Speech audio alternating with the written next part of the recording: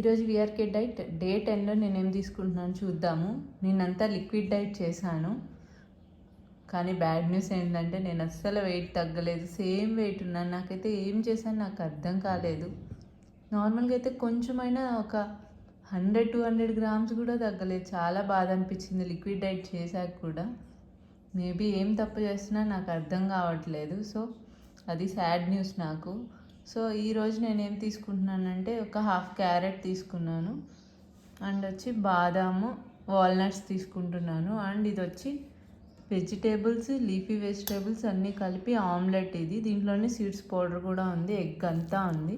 So చూడండి ఎంత థిక్గా ఉందో. చూడండి ఆకుకూర, పాలకూర, తోటకూర అన్నీ వేసి చేసుకున్నాను. ఆమ్లెట్ అయితే చాలా టేస్టీగా ఉంది.